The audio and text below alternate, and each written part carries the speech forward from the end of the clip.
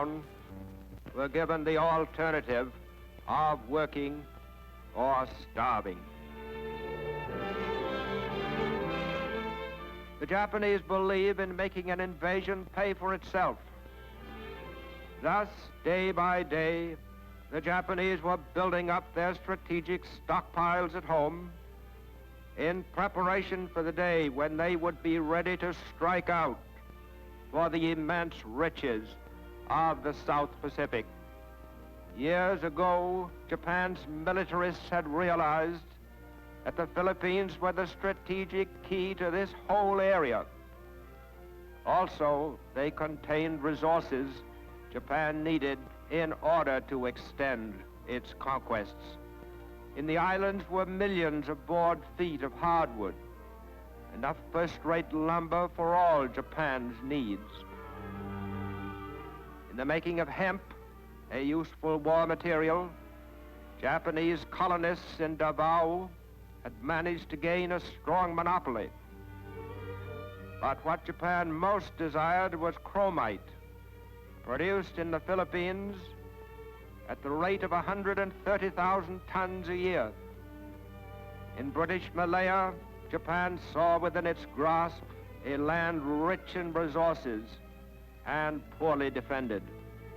Malaya rubber plantations produced more rubber than the Japanese could use, and in addition, they had great strategic value.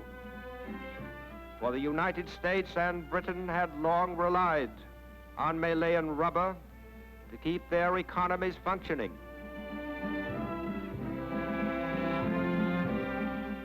From the tin mines of Malaya had come 37% of the world's tin production, 85,000 tons a year.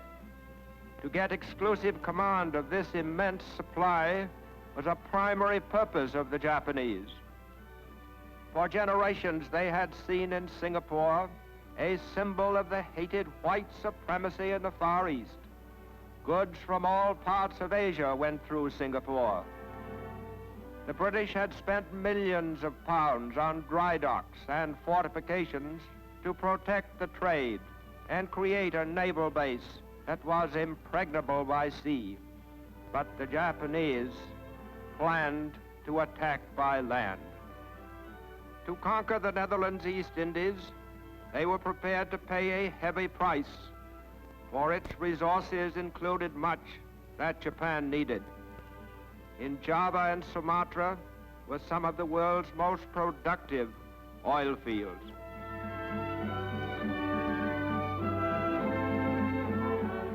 "85% of the world's cinchona bark from which quinine is made comes from those islands. Since quinine is the preventive for malaria, which is capable of destroying whole armies, its military importance to Japan was obvious. Scarcely less important to Japan were the Dutch naval bases, which would be useful to them in further aggression to the southeast, into Australia. To the Japanese, Australia has always meant room to live in, and it has long been eyed with malicious envy by Japanese jingoists. In Australia, just beyond their reach, were many of the strategic minerals of warfare, wealth which could make Japan one of the world's most powerful nations. Coal and iron were piled up in mountains, easy to reach and easy to mine. Ready at hand was the milling equipment needed to process the ore.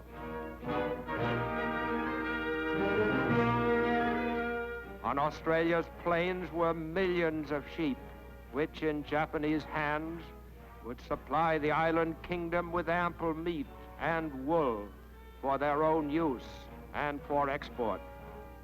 Once they had Australia, they thought, and its 7 million people to work for them as slaves, their position would be impregnable.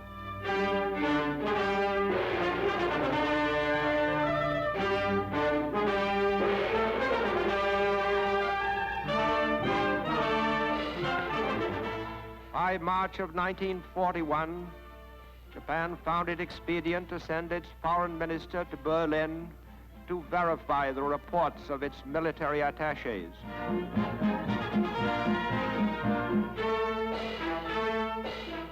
Germany had conquered half of Europe. Japan controlled a large part of China. Japan was accepted as an equal by Germany, and many of their political and military ideas were identical. Germany had already studied Japan's method of handling subject peoples. Similar methods were applied in Poland and other countries. Between Japan's leaders and Adolf Hitler, there was a perfect meeting of minds and a complete understanding. Out of this meeting between two unscrupulous warrior nations, bent on destruction of the existing world, came an agreement that Germany would not interfere with Japan's designs on Indochina and Thailand. In these countries were bases closer to Singapore than any yet in Japan's hands, bases from which the Japanese planned to launch their conquest of the South Pacific. The French turned over their ports and bases in Indochina to the Japanese without a struggle. The whole operation was an uneventful dress rehearsal of what Japan planned to do in 1942 in the Malayan archipelago, in the Philippines, and in the Netherlands East Indies. Shock troops were lightered ashore with their equipment in the type of amphibious operation Japan had been practicing for years in China.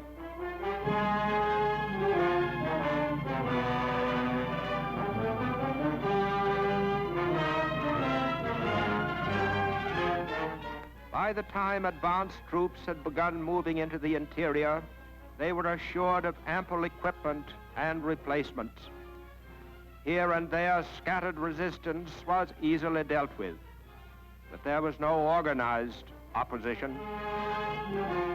Within a few days, at the cost of hardly a man, the Japanese were in possession of all of Indochina up to the border of Thailand, which they well knew would offer no difficulties to their armies.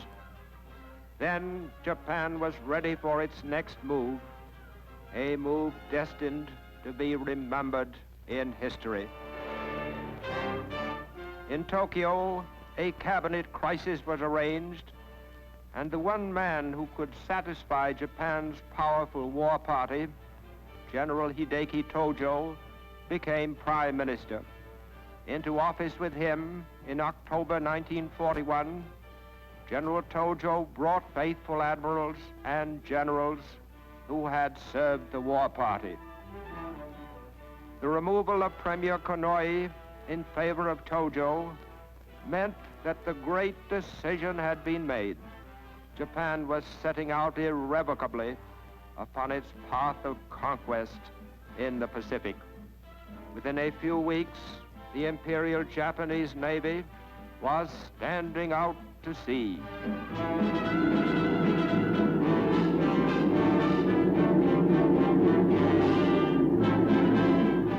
To the United States and to the British Commonwealth of Nations, the warriors of Japan had thrown down the challenge.